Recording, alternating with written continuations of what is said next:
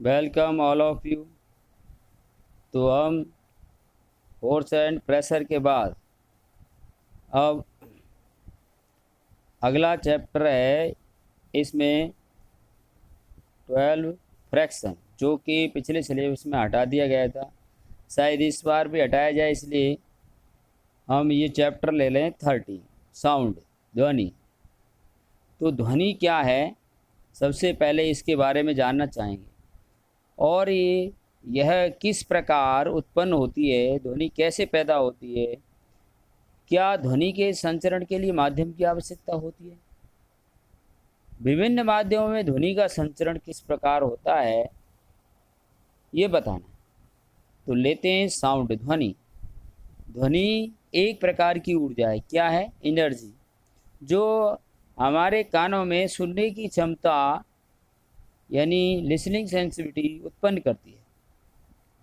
तो क्या हुआ, ध्वनि एक प्रकार की ऊर्जा है जो हमारे कानों में क्या करती है, सुनने की क्षमता उत्पन्न करती है। या हम कह सकते हैं ध्वनि एक प्रकार की तरंग है। क्या है? वेव्स, तरंग, जिसकी उत्पत्ति कंपन के द्वारा होती है।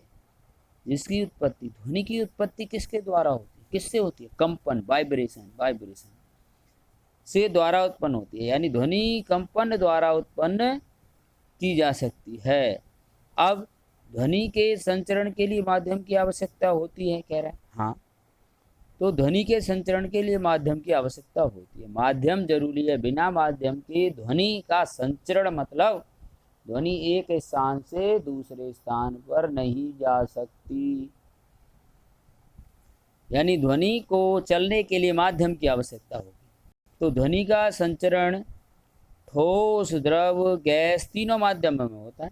ये ठोस, द्रव, गैस सामान्यतः ये माध्यम। तो पहले लेते हैं ठोस। ठोस पदार्थों में ध्वनि का संचरण सबसे तीव्र गति से होता है, सबसे फास्ट गति से चलेगी। द्रव और गैस की तुलना में ठोसों में सबसे ज़्यादा वेग चलेगा। ठीक है।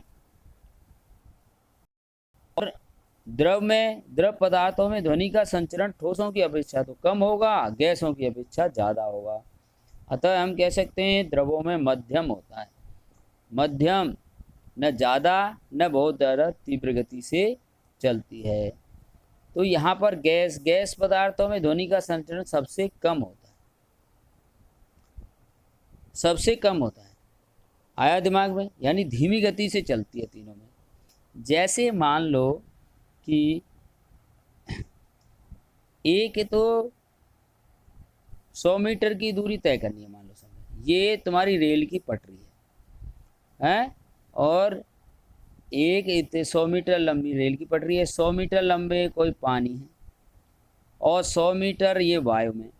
अगर तीनों में यहाँ से कोई ध्वनि उत्पन्न की जा रही है, घंटी बजाई जा रही है तीनों में एक सिरे पर, तो दूसरे सिरे पर पहुँचने में ये रेल की जो पटरी है ना, इसमें सबसे कम समय लगेगा।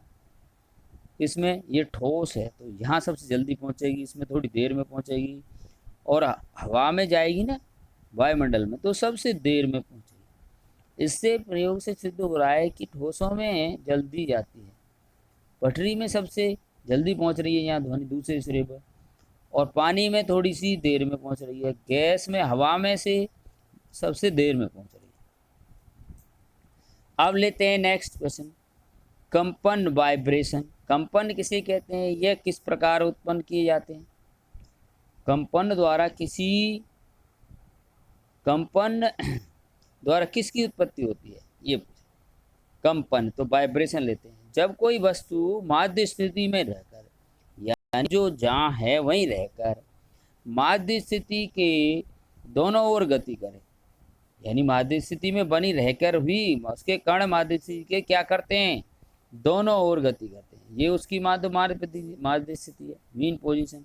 और उसमें रहते हुए भी दोनों ओर ऐसे ऐसे गति करते हैं, तो इस प्रकार की गति कंपन गति कहलाती है।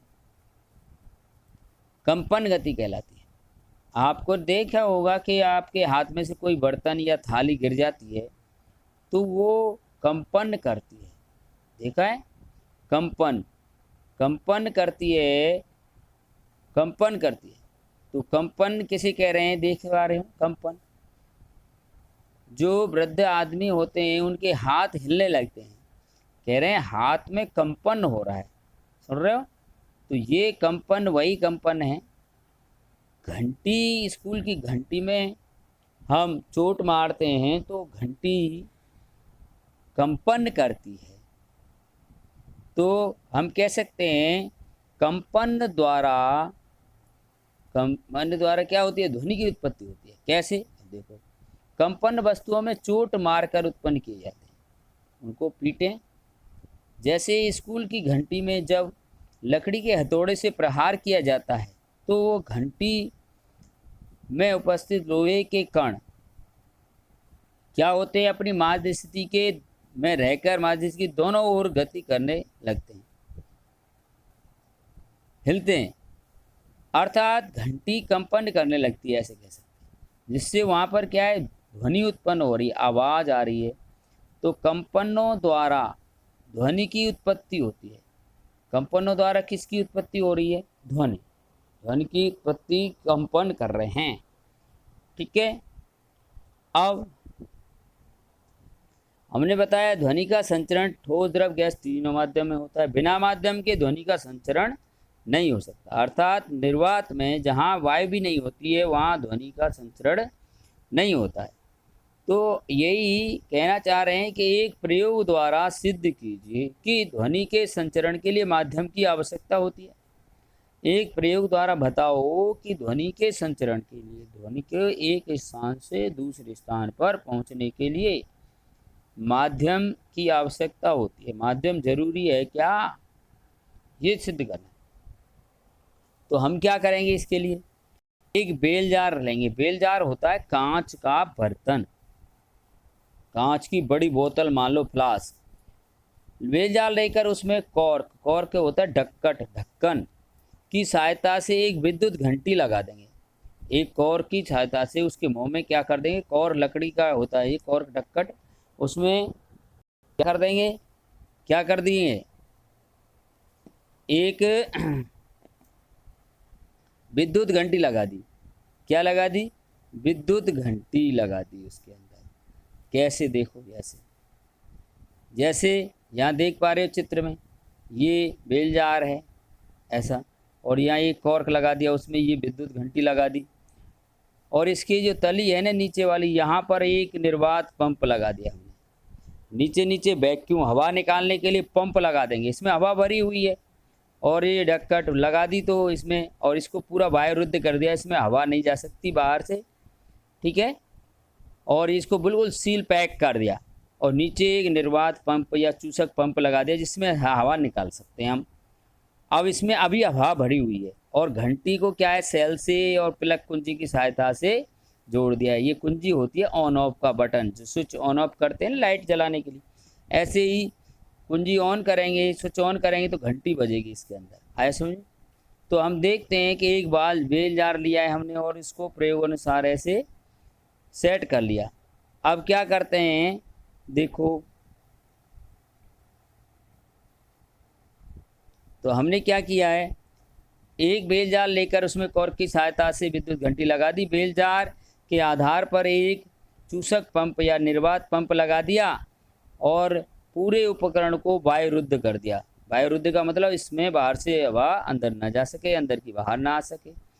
अब हम क्या करेंगे, स्विच ऑन करके घंटी बजाते हैं। घंटी बजने की आवाज़ हमें बाहर सुनाई पड़ती है। क्यों पड़ रही है, क्योंकि अभी बेल जार के अंदर हवा है, गैस भरी हुई है, हवा यानी माध्यम है, तो आवाज़ बाहर आ रही है। कांच के उस फ्लास्क से, आज कांच के बेल जार से भी हवा, जो आवाज़ है वो क्या है, हवा से होकर, हवा माध्यम है ना उसके अंदर, इसलिए बाहर आ पा रही है। अब जैसे जैसे हम क्या है, निर्वात पंप से बेल जार में से भरी वायु को धीरे धीरे क्या करते हैं, निकालते हैं, बाहर निकालते हैं, पंप से खींचते हैं अंदर से हवा, तो उसमें हवा कम होती जाएगी। तो जो घंटी बजने की आवाज़ है वो भी धीरे धीरे कम होती जाती है। क्या हो जाती है, कम सुनाई पड़ती है हमें। अब कम सुनाई पड़ रही है, धीरे धीरे आवाज़ भी कम हो रही है। जब बेल जार की वायु पूरी निकल जाती है, इसमें से हवा पूरी निकल जाएगी अंदर से बाहर, तो घंटी की बजने की जो आवाज़, घंटी तो बज रही है अभी, लेकिन आवाज़ सुनाई देना बंद हो जाती, आवाज़ बाहर नहीं आती। क्यों नहीं आ रही? अब इसलिए नहीं आ रही कि इसके अंदर की वायु बाहर आ गई, तो अब यहाँ घंटी और हमारे बीच में जो वायु थी वो माध्यम तो रहा नहीं, अब माध्यम हट गया। अब ये ध्वनि किस में से संचरण करे, है ना? तो इसका मतलब है, इस प्रयोग से सिद्ध होता है कि ध्वनि के संचरण के लिए ध्वनि के संचरण के लिए माध्यम की आवश्यकता होती है, क्योंकि जब तक इसके अंदर बेलजार के अंदर वायु थी तो घंटी बजने की आवाज़ बाहर तक आ रही थी, हमारे कानों तक, यहाँ तक, कानों तक। लेकिन जैसे ही इसके हमारे ये घंटी और बीच माध्यम हट गया, यानी हवा निकल गई यहाँ से, तो अब हमें घंटी बजने की आवाज़ सुनाई नहीं दे रही। तो इस प्रयोग से सिद्ध होता है, हम कहते हैं कि ध्वनि के संचरण के लिए माध्यम की आवश्यकता होती है। तो thank you, have a nice day. मिलते हैं नेक्स्ट वीडियो में। धन्यवाद।